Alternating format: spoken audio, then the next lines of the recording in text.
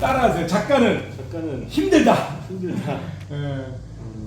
작가의 기교도 갖추라고 하지, 작가만의 독창성도 가지라고 하지, 또 작가만의 이야기꾼, 다시 말해서 어떤 스토리를, 경험을 본 것을, 이해한 것을, 내용을 쉽게 재밌게 흥미있게 전달하는 전달력도 가지라고 하지.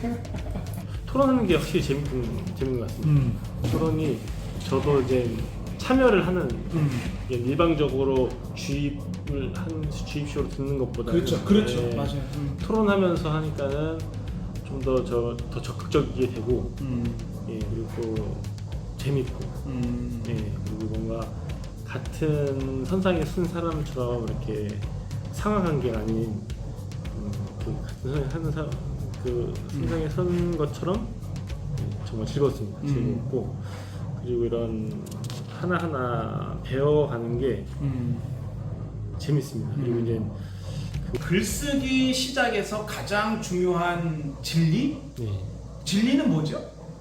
변하지 않는, 변치 않는, 확고한 어떤 기초잖아요. 진리가. 그러니까 글쓰기의 기초, 글쓰기의 진리는 뭘까요? 몸으로 쓰는 거예요. 그렇죠.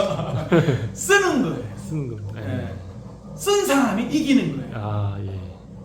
쓰는 것에 능해야 되고, 그러다 보니까 쓰기가 뭐예요? 몸에 배어. 쓰기가 그냥 내 몸으로 쓰는 거예요. 이게 글쓰기의 진리다라는 것입니다. 네. 그러면서 글쓰기의 장르의 어떤 갈래를 얘기하면서 가장 중요한 것은 현대적 글쓰기는 여러 가지 어떤 서술 형식이나 패턴이나 규칙이나 어떤 이런 것에 매여 있지 않고 좀 자유롭게 글쓰기로 출발하는 것이 중요하다라는 거예요. 매일매일 조금이라도 뭘 해야 한다? 써야 한다. 써야 하기 전에 뭘 해야 한다? 생각해야 합니다. 사색해야 합니다. 독서. 그리고 독서를 꾸준히 해줘야 합니다. 네. 그리고 글을 쓰는 거예요.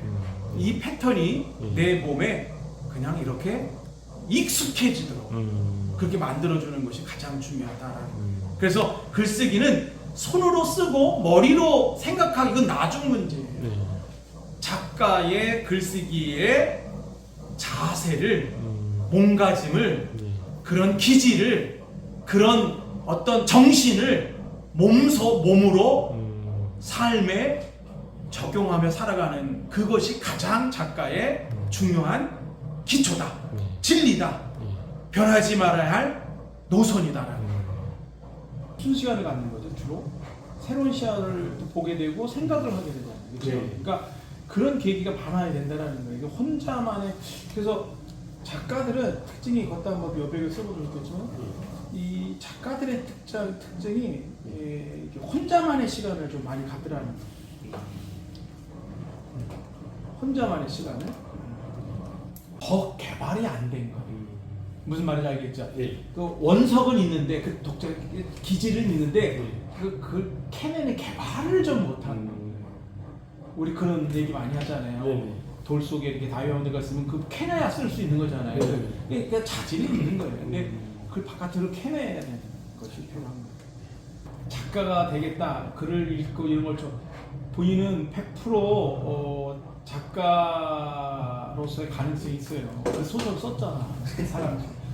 그만큼 추리할 능력도 있고 다 있어요. 근데 우선 종이 한 장을 펴놓고 가운데에 자기 이름을 이렇게 적어보시고, 그리고 왼쪽 위에는 좋아하는 물건, 또 오른쪽 위에는 좋아하는 장소, 또 왼쪽 아래엔 좋아하는 일, 또 오른쪽 아래엔 좋아하는 사람, 이렇게 써요. 쓴 다음에 주의할 점은 이제 이런 주제로 글을 쓸 때 구체적이고 상세하게 쓰는 거예요. 그래서 4-5줄 정도 이렇게 글쓰기를 한번 훈련하면서 한번 하겠습니다. 자, 그렇게 글쓰기를 진행해 나가는 거예요. 그러니까 실제로 글 쓸 때 어떻게 쓰는 건지 알겠죠? 내가 있으면 글을 쓰고 싶은 큰 덩어리의 어휘, 주제, 키워드, 이슈에 전개된 그 중간중간 항목을 적는 거예요. 그러니까 지금 제가 훈련시키는 거잖아요, 원리를. 그럼 만약에 주제가 건강이다.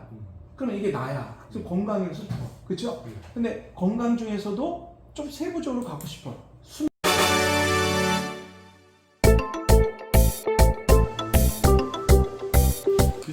이게 자유로워요. 그렇죠, 정답이에요. 훌륭한 작가가 되겠습니다. 아니 진짜로. 이 말은 뭐냐? 다 저를 보세요. 그러니까 에세이, 수필. 그러니까 가장 글을 쓰기에 수월한 이 장르에서 직업군에서 가장 중요한 건 뭐라는 거예요? 자유로워. 얽매이지 않는. 이렇게 출발하는 거예요.